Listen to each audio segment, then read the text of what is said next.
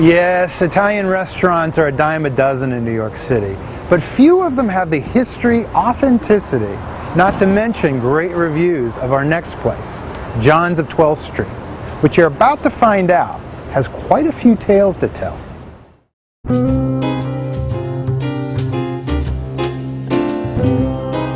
It is a place that screams classic old Italian, while meshing well with its hip and eclectic East Village home. For you see, way before the Beatniks, hippies, punks, and hipsters staked their claim to the East Village, John's of 12th Street was here, way back when this neighborhood was a thriving European immigrant enclave. Opened in 1908, John's looks just about the same. When this restaurant was built, they brought in an artisan to create a hand-laid Belgian mosaic tile floor. And then the walls, halfway up the walls, they brought in marble and stone imported from Italy. Amazingly, as old as John's is, it has only had 3 owners.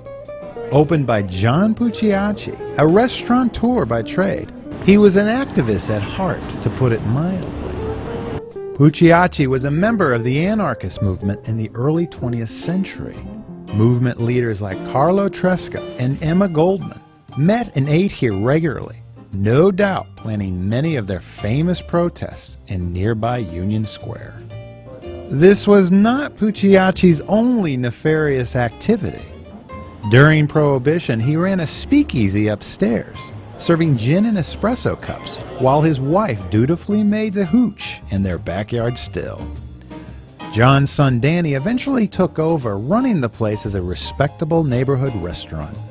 Then in 1972, he sold it to Mike Alpert and Nick Siniski, who have been running it ever since. And it's their appreciation for history and tradition that keeps this place a gem. Then there's the restaurant's most curious piece. In the back dining room, there is a little table with several candles sitting on a large mound of melted wax. The story goes that John Pucciacci blew out candles on the day Prohibition began and did not relight any until it ended. Now candles are lit every evening there in honor of the liberated libations. This little tradition has caused generations of candle wax buildup, causing it to look curiously like a mini frozen waterfall. That kind of respect of tradition also shows in their menu. Classic Italian fare like lasagna, spaghetti, and fettuccine. And this being the East Village, John's at 12th Street also knows how to keep the menu up to date with its neighborhood. They offer quite a large vegetarian menu, even making their own vegan cannolis with coconut and cashew cream. Over the years, the restaurant has racked up its fair share of dining celebrities. Their brushes with greatness include Humphrey Bogart, Robert De Niro, and Tom Cruise. When I had walked in, I had mentioned to my partner that if if celebrity came in, you would give them an appropriate table. And he said, absolutely, he would. And I said, well, why did you put Tom Cruise in the back, in between, a myriad of people? He said, Tom Cruise is not here. I said, oh, really? I said, who do you think is sitting over there? And then he looked at me, my partner, he had his book, he says, oh my God. He said, we were so busy when he came in, I asked him if he had a reservation, he said no, and I asked him for his name, and he told me it was Cruz, and I asked him how he spelt it. And yes, a few mobsters here and there, like Lucky Luciano.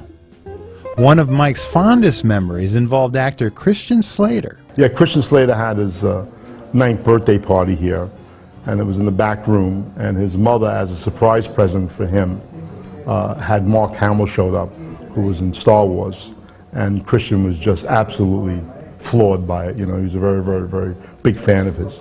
It was quite an evening event. Celebrities aside, Mike enjoys and strives to make this a place everyone feels welcome.